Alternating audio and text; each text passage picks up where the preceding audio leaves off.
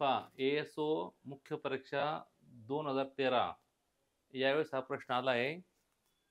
दोन मित्रांनी एकाच ठिकाणाहून व एकाच वेळी धावण्याचा सराव सुरू करणे ठरवले.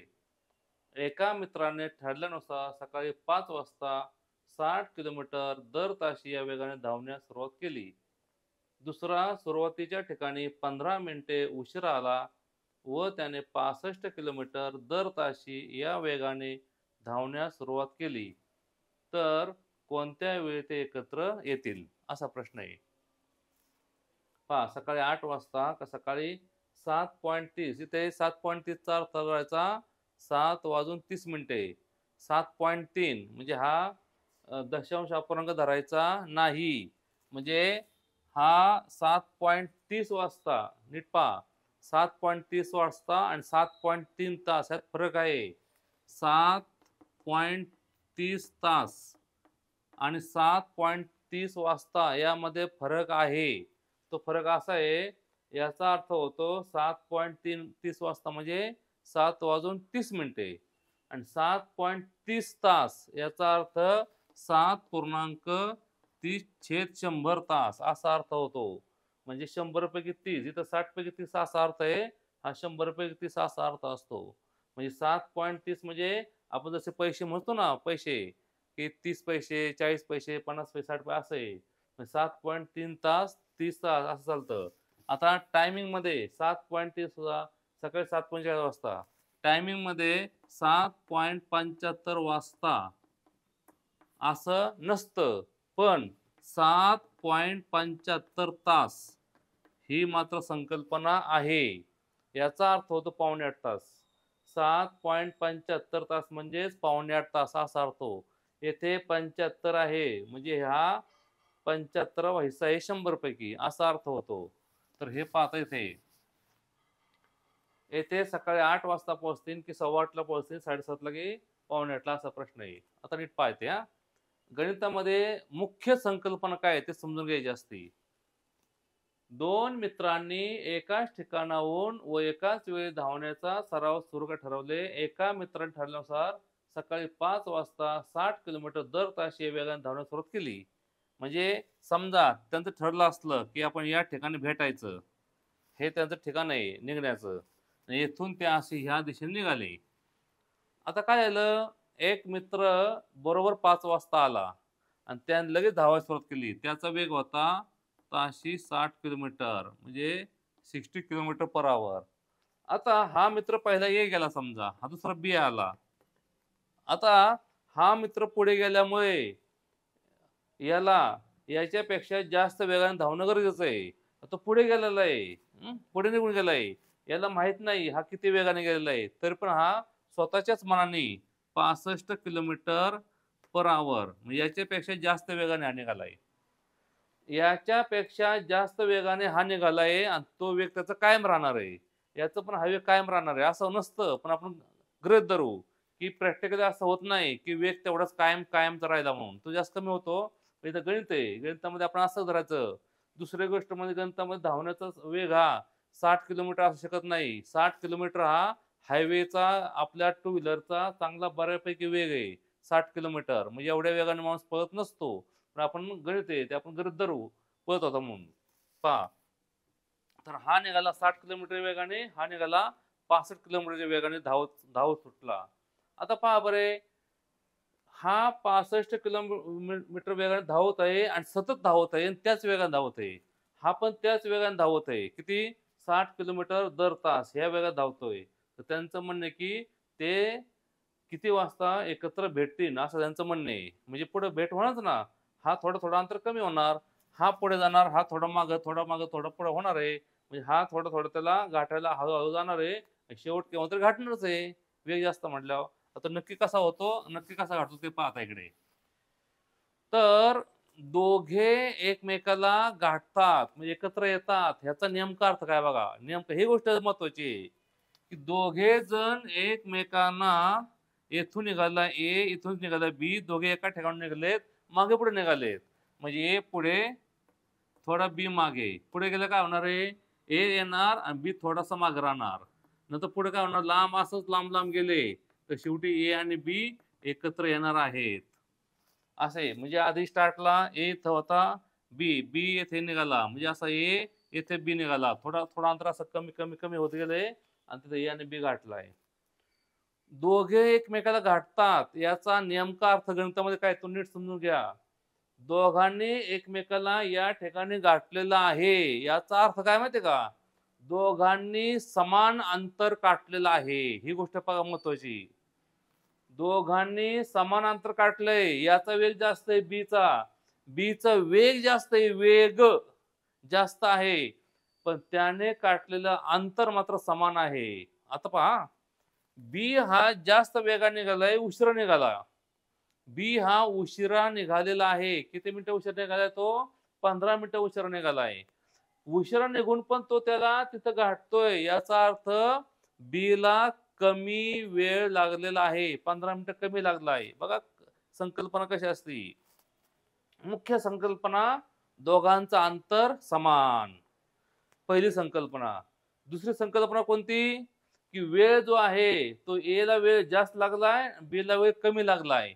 तर ए अगोदर निघालाय 5 वाजताच, हा 5:15 ला निघालाय, म्हणजे आणि एवढं 5:15 ला निघून पण त्याने ठराविक अंतर त्याला गाठलेलं आहे.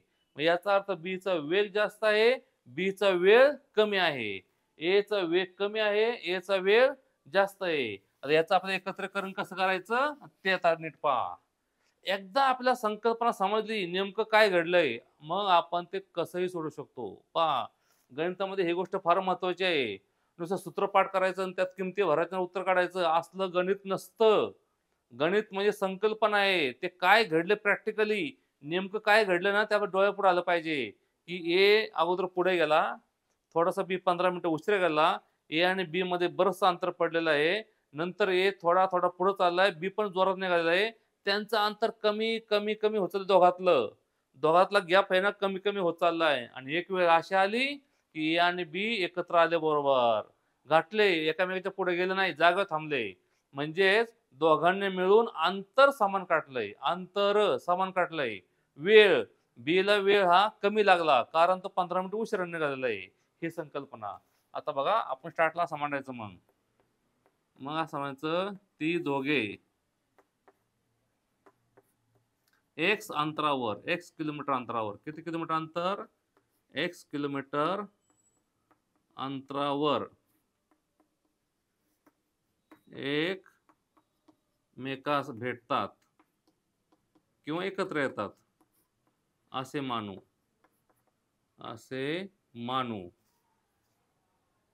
म्हणून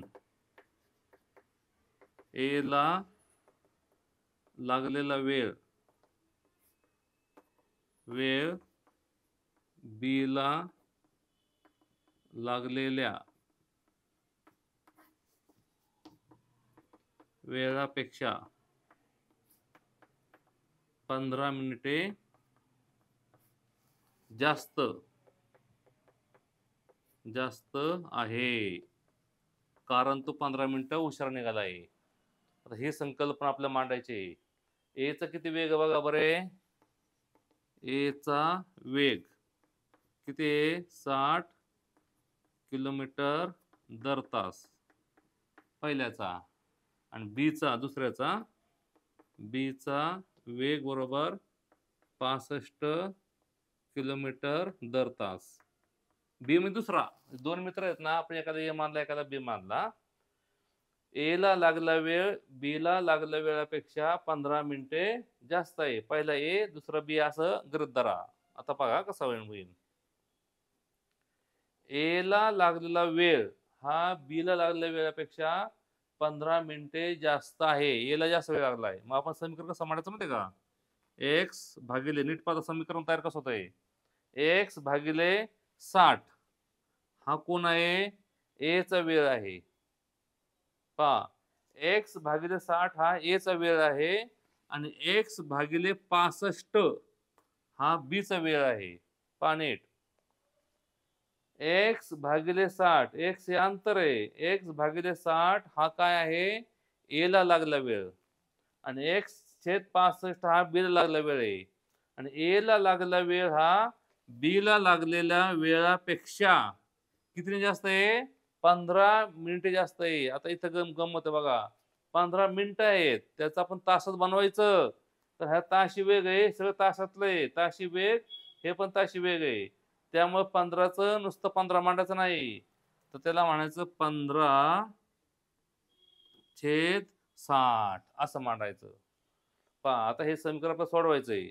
पहा नीट. x भागिले 60 बरोबर x भागिले 65 अधिक 15/60 असं आहे.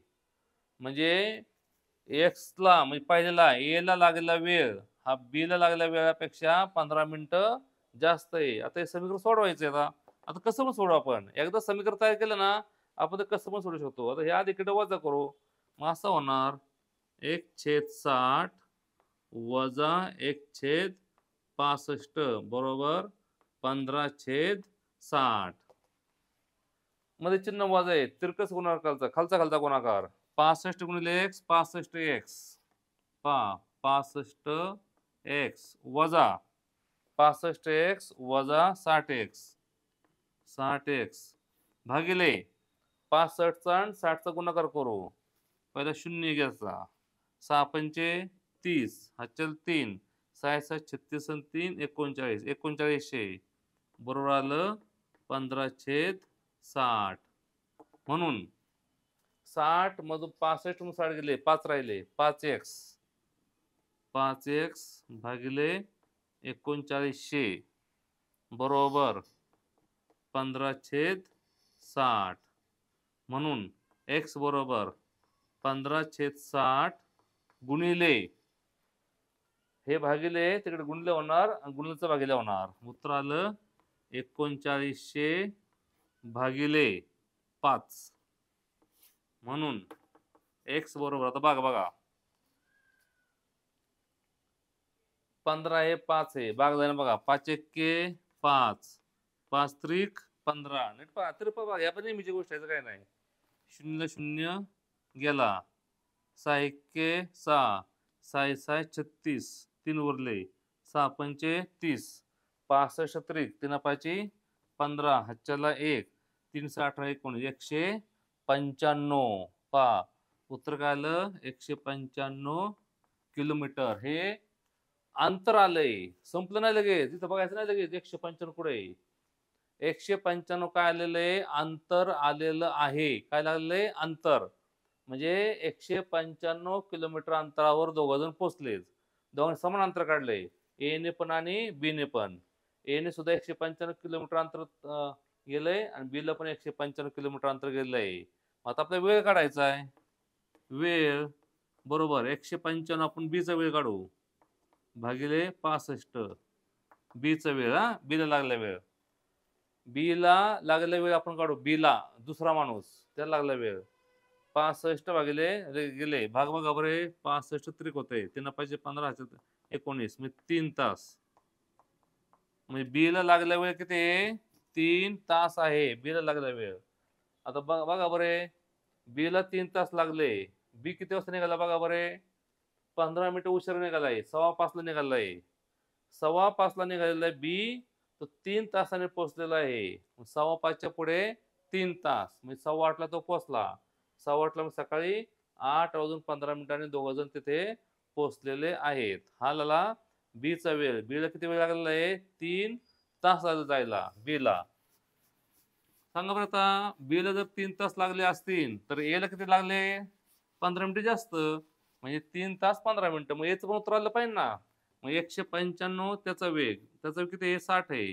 60 ला 195 भागलं हे वेळ आहे हे काय आहे अंतर भागिले हा वेग आहे. बघा मग उत्तर भाग किती येत आहे 60 ने भागलं 5 ने भागलं 5 1 5 10 5 त्रिक 15 4 उरले 5 9 45 12 1 12 12 त्रिक 36 3 उरले. मग 3 तास पूर्ण झाले आणि 3/12 म्हणजेच 3 1/4 मग एवढा वेळ ती 3.25 तास 3.25 तास म्हणजेच किती 15 मिनिटे. म्हणजे बी ला वेळ ए ला वेळ लागला 3 तास आणि 15 मिनिटे 3.25 तास लागले.